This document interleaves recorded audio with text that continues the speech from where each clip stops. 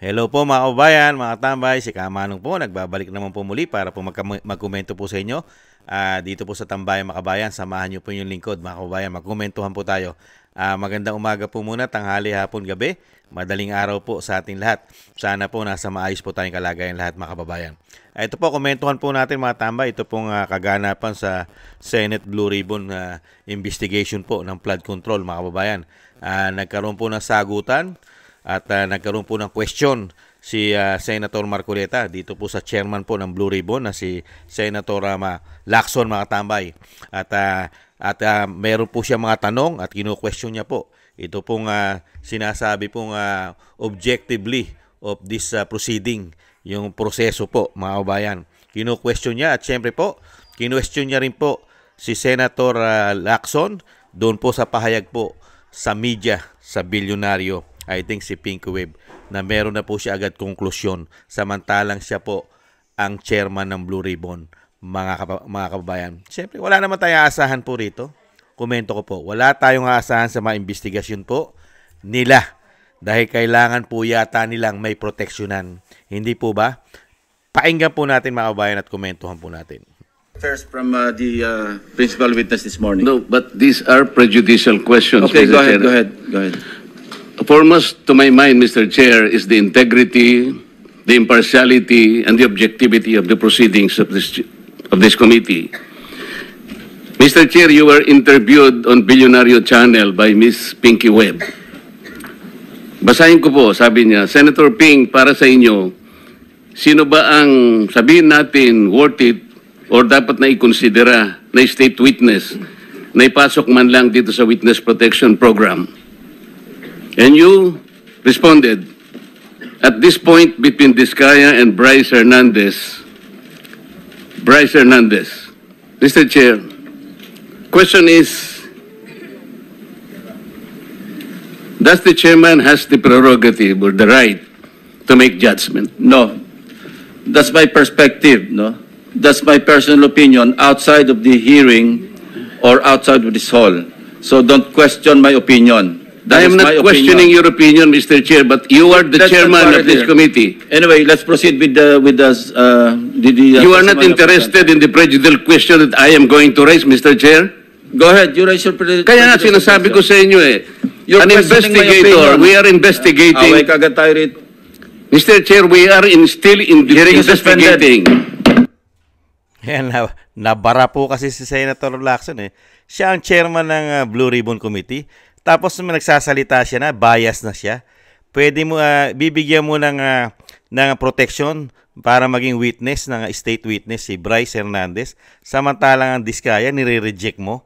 Ikaw ang chairman ng Blue Ribbon Committee. Bias ka na nun. Kaya kinu-question ka ni Senator Marcoleta. Si Senator Marcoleta ay abogado. Abogado yan. Alam niya ang procedure ng batas at pag-iimbestiga. Antimano, bias ka na. Bakit po proteksyonan mo yung isang engineer, yung di ba? Yung DPWH engineer, kaysa rito sa isang Diskaya na maraming nalalaman. Kaya iba po ang nangyari po mga tambay. Talagang may pinoprotektahan. Kaya hindi po lalabas ang katotohanan mga kabayan.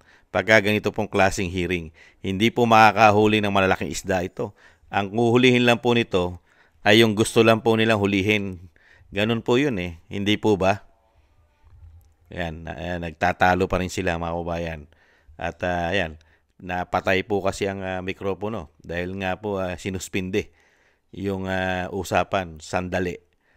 Mga kababayan, grabe nangyayari po sa hearing na ito. Naging ano na po to, moro-moro na lang. Parang sinasabi nga, para tayo nanonood sa Itbulaga. Parang school bukol, mga kababayan. At hindi man lang po nila tinatapik dyan. Kahit po ma-mention. Session is resumed.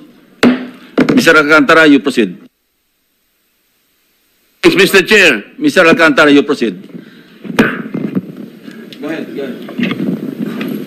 I will register my continuing objection, Mr. Chair. I will question the objectivity of these proceedings if you will not allow me raise these points. Maybe in the plenary this afternoon I will raise it. Go ahead. Mr. Alcantara, you proceed with your statement. Your Honor, okay lang po bang makapagbigay ako ng opening statement ko po? Proceed, proceed. Ano bang gagawin natin dito? Iba po Ano po mga tambay? Ayaw po sagutin ni Senator Lacson ang kanya pong parang bias po kasi yun kaya kino-question ni Senator Marcoleta. Hindi ba? Ku-questionin mo yun. Isa kang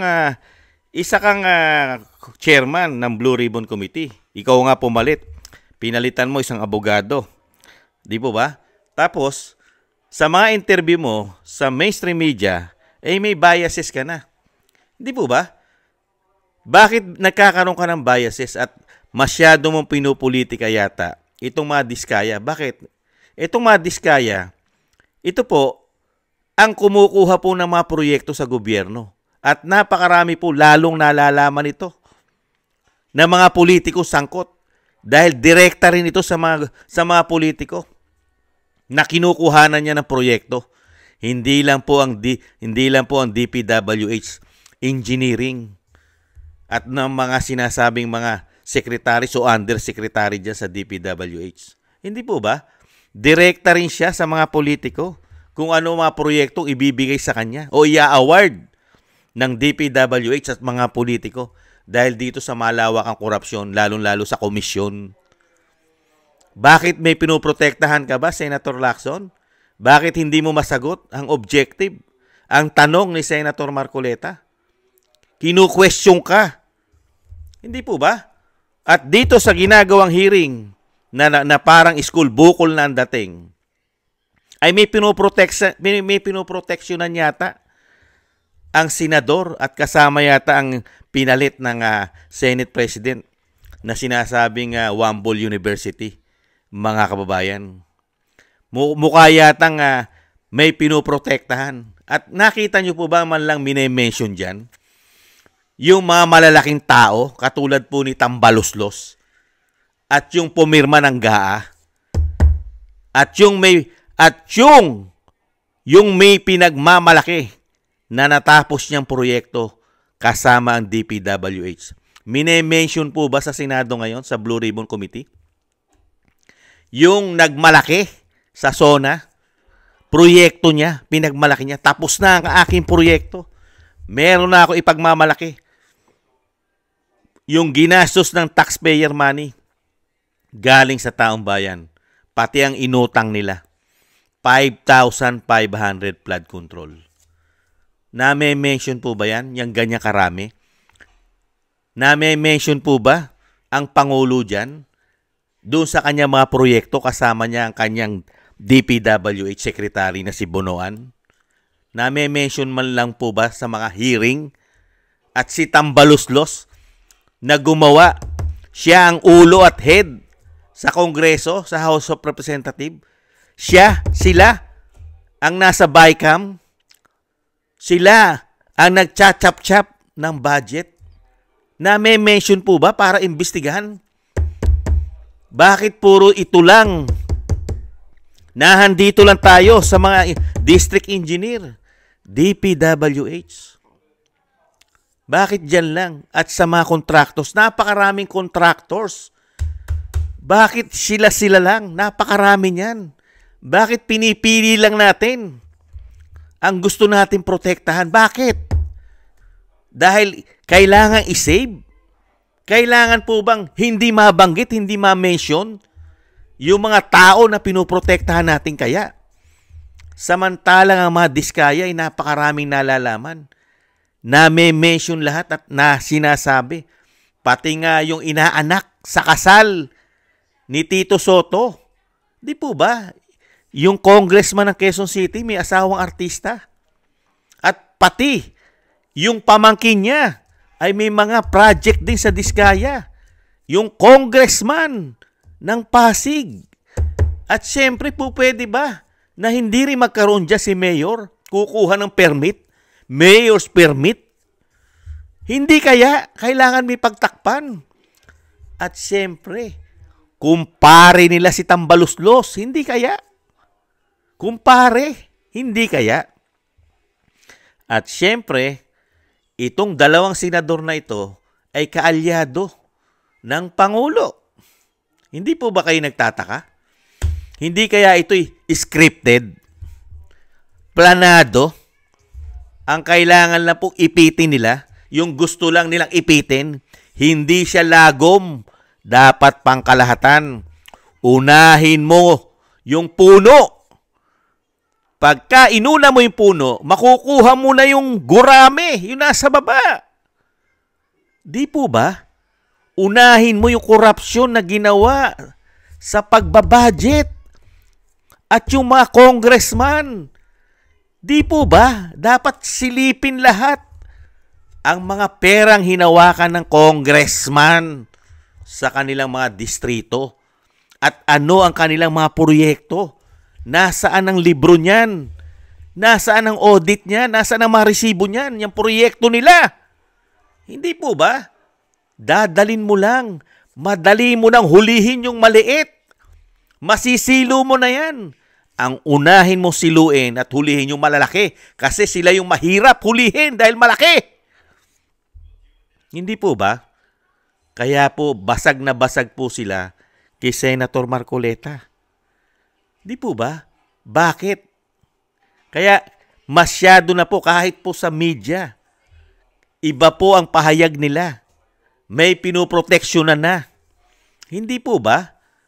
At syempre itong hawak nila ng mga engineer, nakausap na nila yan umano. Nagkakakindata na nga di po ba? May mga gumakalat pa. Si Senate President kumikindat pa kay Bryce Hernandez. Hindi po ba? Napakadali po.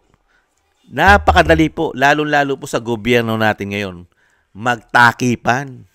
Sanay na sanay po sila dyan. Dahil wala na po silang kahihiyan umano. Makakapal na po ang mga pagbumuka nila umano. Hindi kaya. Yan po mga katambay, yan po ang nangyari kaganapan, mga kababayan. Hindi po nila kayang tinagin, lalong-lalo po pagdating po sa batas at lalong-lalo po sa pag-iimbestiga. Isa pong abogado si Senator Marcoleta. Ang nag-iimbestiga po sa atin, mga kababayan, dadaanin po sa batas yan. Kahit po dalin mo sa hukuman yan, sasampahan mo na mga kaso yan eh. Di po ba? Sino po ang tatayo dyan para po sa kasuhan? Di po ba abogado? Ngayon, kung ganitong klase na ang gagawing investigasyon, pag kinasuhan mo yan, absuelto yan. Magiging absuelto lang po yan. At hindi ka makakahuli ng malaking isda. Pagka ganyan pong klaseng investigasyon, pinakikita ng Senado ng Blue Ribbon Committee sa mga Pilipino. Hindi yan ang gusto namin. Ang gusto namin, tukuyin ang malalaking isda. 3 taon, korupsyon. 3 taon at hindi lang flood control ang korupsyon sa bansa. Hindi lang. Kaya nga dapat tukuyin mo malalaking isda. Lalong-lalo na yung Commander-in-Chief. Siya ang pumipirma lahat ng pera na i-distribute sa lahat ng ahensya ng gobyerno. Pirma niya. Hindi po ba? Sino ang kauna-unahang may accountability? Wala ba? Wala bang matibay na investigasyon dyan? Hindi po ba? Kitang baluslos? Wala lang. Mga kababayan, hindi masama mag-imbestiga sa mga senador. Pero yung pinaka ang dapat mong imbestigahan. Hindi po ba? Kaya wala pong mangyayari dito. Wala pong mangyayari. Sayang lang po ang pera ng Pilipino. Sayang lang ang buwis na inuubos po nila dyan sa imbestigasyon na yan. Wala pong patutunguhan yan. Ang nakikita po natin dyan at komento ko dyan ay mapupunta lang po yan sa nakaraang administrasyon. Yan lang po ang tutumbukin yan, mga kababayan. At tatabunan po nila ng tatabunan para mapagtakpan ang dapat nilang pagtakpan. Hindi kaya, mga kababayan? Yan po mga kababayan, ang komento po natin. At talagang hindi po magpapatinag sa kanila si Senator Marcoleta. Hindi po nila kayang tinagin dahil una-una matalino, abogado at nasa tama. Tama ang kanyang tinatahak, ang kanyang pag-iimbestiga, tama. Kasi mas marami kang mahuhuling malalaking isda pagka ang diskaya ang tinutukan mo at gawin mong state witness. Napakarami mong mahuhuling malalaking isda. Dahil unang-una, ang mga diskaya ay nakakuha rin ng malalaking proyekto sa bayan ng Pangulo na congressman o representative ang anak na si Sandro Marcos. May hawak po mga dokumento si Chavit Singson. Sinabi ni Chavit, maraming nakuha at diskaya din ang contractors o kontraktor ng mga Marcos sa Ilocos Norte. Kaya ayaw po nilang bigyan at tutukan para maging state witness ang mga diskaya dahil meron matutumbok na malaking isda. Hindi kaya? Kaya nga po pati si Chavit Singson ay gusto na rin po kasuhan ng gobyerno dahil po sa kanyang mga pinasabog yata, mga kababayan. Maraming salamat po. Talagang ganun po. Kailangan po meron pong iiwas at itago sila para hindi po masangkot. Ganun po talaga eh. Proteksyonan mo. Di ba? Kailangan mayroon taga-proteksyon. Walang iniwan po yan sa chess eh. Di ba? Ang chess ay lagi mong pinoproteksyonan ang king at queen. Hindi po ba mga kabayan? Ganun lang po yun. Maraming salamat po sa nagusto po natin tambayan mga kabayan sa YouTube at TikTok. At ganun din po sa mga subscribers po natin. Maraming salamat po sa inyong lahat. Thank you po. At sa patuloy po nagsusubscribe, maraming salamat din po sa inyong lahat. Thank you po. At shoutout po sa mga nagbibigay po ng tulong at biyaya. Shoutout po kila Ma'am Nancy, Tatay Nick ng Canada, Gay at Siena, Norma Garcia, Michelle Yamaguchi Vlog, Rosalina RK Team 888, Wills Bubbles 5697, Sharpel Villacorta, Chudorico Erguisa Jr., Ani Jo, ako si Pilam, Jovelyn Watanabe ng Japan, si Jem Aris sa United Arab Emirates, Julieta Celona ng Sydney, Australia, Gina Ray Solidides ng Berlin, Germany, Jake Yahut 4531 ng Maisog, California, USA, Eric Hershio ng Canada, Kingston 123 ng Hong Kong, si Bei Chichioko, at si Ma'am LB at Sir Manny ng North Miami, Florida, USA. Thank you po sa inyo mga kabayan. Ingat po kayo. Lalo po sa inyo po mga paggawa. At syempre po yung panalangin po natin mga kabayan. Sama po natin sa ating mga dasal na maingatan po ang pamilya Duterte, ang ating Vice President, ang ating dating Pang Duterte na mailayo po sila sa kapahamakan at makauwi po sa lalong mabilis sa ating bansa ang dating Pang Duterte at madugtungan pa po ang kanyang buhay at kalakasan. Thank you po sa mga panalangin mga kababayan. At ganoon din po mga kababayan, tayo po'y manalangin at tayo po'y maingatan at ang ating buong sambahinan mga kababayan. At konting tiis lang po mga tambay, tiis lang po. At darating naman po ang katapusan, ang lahat naman po ay may hangganan. Darating din po na ang ating bansa ay muli makakabangon sa pagkakalugmok. At syempre po sa basurahan. Muli pong aangat po yan mga kababayan. Lalo na po pagka ang agila na po ang tutuntong at uupo sa Malacanang. Thank you po mga kabayan. Ingat po. Bye-bye.